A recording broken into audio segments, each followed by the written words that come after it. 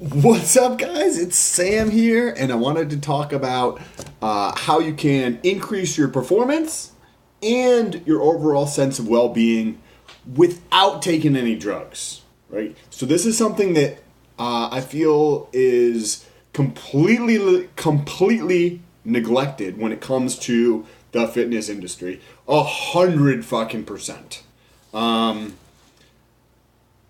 And there's nothing wrong with that necessarily. I just think there's a lot of people who are into fitness today that weren't necessarily in fitness 10 years ago. And there's a different base level of knowledge along these lines. And so I wanted to talk about that. But before I do that, make sure you press that subscribe button if you like this. And there's a little bell notification. You just press that little bell notification. YouTube will tell you every time I post a new video.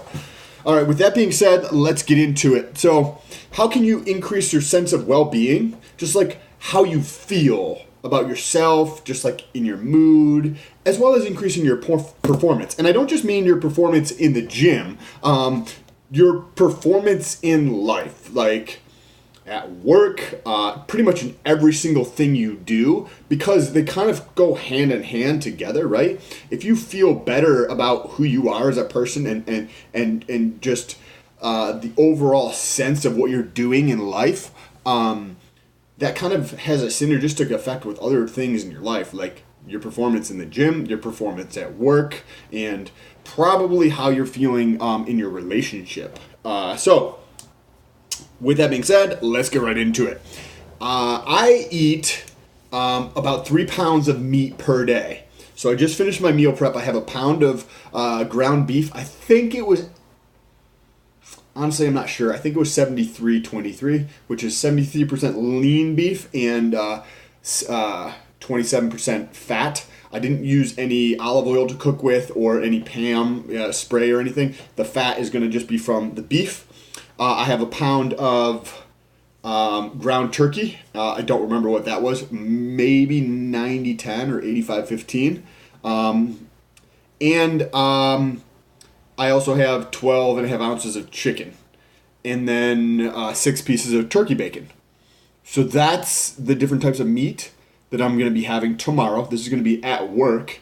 And then I will probably eat something again after work and something before work. But that is not necessarily what is going to make you feel better. It's what I put with that. So if you've been following my videos for a while, you may know that I don't eat a tremendous amount of carbohydrates. And I enjoy it that way. So what I put with all my meals for meal prep is I try to have at a minimum, around 5 vegetables per meal. And you might think, holy fuck, that's ridiculous. And I like the vegetables that don't necessarily make me feel bloated and they kind of give me the biggest ROI. I'm a finance dude, so I like the numbers. And if I could have something that's going to give me more nutritional value and or taste through the process, I would rather have that than something else that's just way more common, like broccoli. Not that broccoli's great. I'm not saying anything's wrong with broccoli. I eat broccoli, but you'll see what I have here. Okay. So every meal I try to have 5 at minimum different types of vegetables in there. And the reason I want 5 different types of vegetables is because every vegetable has a different nutritional profile.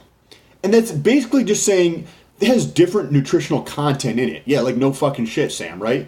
And it has different vitamins and minerals in each and every different vegetable we put in there. So you might be getting some more vitamins and minerals, you get the phytonutrients, you get the antioxidants, all these other different pieces of the puzzle that are very, very rarely talked about when you're trying to reach your goals from a fitness standpoint. And then all these other pieces that I'm about to get into, because you're getting a lot more nutrition, just the actual vitamins, the minerals, the antioxidants, the phytonutrients, all of this stuff you're getting is what your body needs to operate. So when you give your body better fuel, it can operate at a much higher level. And that's good for you, right? It can help with your metabolism. It can help with the primary thing for myself, what I've noticed is just a continuing increase in my overall just sense of well-being. And then through the performance, right?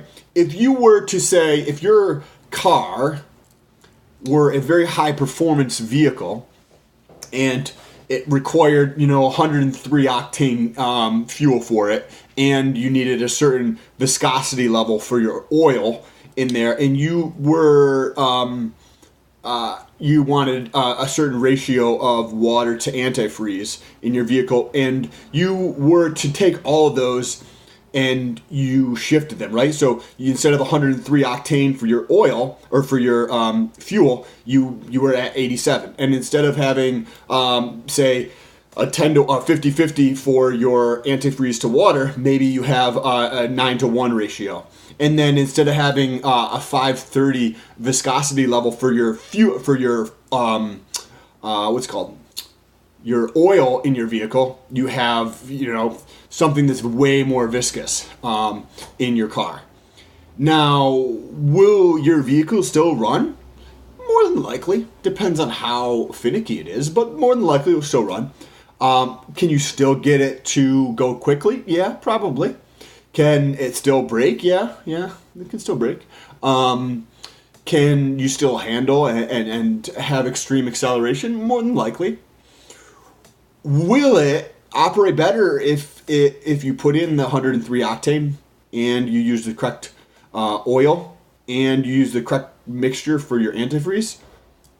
Yeah. It's kind of like how your body is, right? So if you give it all the tools it needs, it can do amazing, amazing things. So currently, right now, what I have in my the meals that I just made is tomatoes. So I made a little bit of a list here. So tomatoes, two of the things that I pulled out when I was looking into all these things for tomatoes was with my vision and my heart health. There's something to do, I think, with the color in the tomatoes. I don't remember exactly what it was. Something to do with the color in the tomatoes that helps with these things. So the vision, if you've been following along, you know that over the last several months, I was attributing that to potentially the MK677 oral secretagogue for HGH. But maybe that's in conjunction with also just giving my body the tools it needs to repair itself. I feel that my vision has actually increased since I put more emphasis on adding more nutrition to every single meal. Spinach. So there's just a crazy amount of nutrients in there. Spinach actually has a tremendous amount of fucking potassium in it. And it can help regulate your blood sugar levels. And that has a lot of different. Think of diabetes, but there's tremendous other benefits to having a more stable blood sugar level. There's a red cat. I don't even know how to say the name. Radicchio, Radicchio. It's almost like a maroon colored cabbage thing. And that's what I have. So I've got the spinach in there and then this radicchio stuff in there. And one of the really good benefits of that is it actually promotes bile production, which is going to help me increase my digestion. So one of the things that, if your digestion is kind of like the foundation for your health in a way, and doing things to help with your digestion will help promote everything else in your body. And so this, I think, also has something to do with the purple. I think I was reading about it. The color, because it's like a purpley maroon type of color, but it just helps with increasing the bile production, which helps with digestion. So that's one of the reasons that I have that. Another thing is onions. And one of the things that the onions help with, well, they're loaded with antioxidants. It helps with your heart health. There's like a bunch of, I mean, I can go on and on about every single one of these things. The last vegetable I put in there is garlic. Interesting thing about garlic is that it can actually help with your total cholesterol levels. Not only your total, so you've got your HDL and your LDL. LDL is the bad, HDL is the good, but lowering those, but then also changing the ratio of those. So like lowering the bad cholesterol, the LDL, and raising your HDL. So right there, let's see, that's tomato, spinach, rechita, whatever that's called, onion, and garlic. So there's 5 right there, and that's in the meal today. But then on top of that, and might be a little strange for some of you who don't, if this is your first time here. If this is your first time here, make sure you press that subscribe button. 2 weird things that I put into my food is chia seeds. Yep, I said it, chia seeds, and flax seeds. So both of those, they're just tremendous amount of, I'm not even going to talk about the nutritional benefits of all these things. You guys can Google this shit. Chia seeds and flax seeds. And then I'm not finished there, right? Because there's a tremendous benefit for all those things, right? But then maybe there's a couple things that, in terms of the micronutrients, in terms of the variety of them, that is missing in those, right? Because that's probably what I'll have for the duration of the week, is those things. So I'm always changing up the variety of what I'm having too on a weekly basis generally, and whether that's 1 or 2 or 3 things that I change up in there. Then I also put in, let's see, 1, 2, 3, 4, 5, 6, 7, 8, 9, about 9 different spices. Well, sea salt's not a spice, but, and I've got sea salt in there. Sodium is tremendous benefits. A lot of the research back in the day talking about how bad sodium was has been disputed, and there's actually a tremendous amount of benefits to actually having sodium in your diet. What you can Google that yourself. Black pepper, oregano. So these are the 3 spices where I feel that I am able to get. There's a bunch of them, but oregano, basil, parsley. All of those, you can pull more micronutrients out of those. Even the black pepper as well. Cumin, in that same realm, is turmeric. And turmeric is just like, it's almost like a superfood or something. Like, turmeric is just amazing. It stains your fingers too, kind of like beet juice. You know when you cut beets or something like that, and it gets on your fingers or your countertop and it stains your counter? Turmeric is like a bright yellowy, orangey type of color. Think of like curry, right? Like that. It's kind of like that, but there's a tremendous amount of nutritional benefits associated with that. Chili powder and crushed red peppers. So if you combine all those things, so I'm adding all these in there to add in all different types of micronutrients, giving my body the foundation of all the things that it needs to just operate more efficiently. It allows my body to, like all my organs, my brain, my eyes, like everything to just operate at a different level. Because if you went through in your diet and you actually looked at like what you're consuming, and you took some blood and you actually did an analysis to see your levels for a lot of these vitamins and minerals. I don't care if you're taking a multivitamin or not. I would bet a fuckload of money that you are deficient in a significant number of micronutrients. And micronutrients are there to help you. And then since I've put more and more emphasis on this over the last year, I feel as though this has increased my sense of well-being tremendously. I feel making progress increases. Oh, by the way, look at this card my brother sent me for my birthday. So there's nothing on the front here. And then you open it up and he's like, happy birthday. He writes some fucking penis on it. I just thought that was funny. Yeah, so anyways, if you like this video, make sure to press that thumbs up button.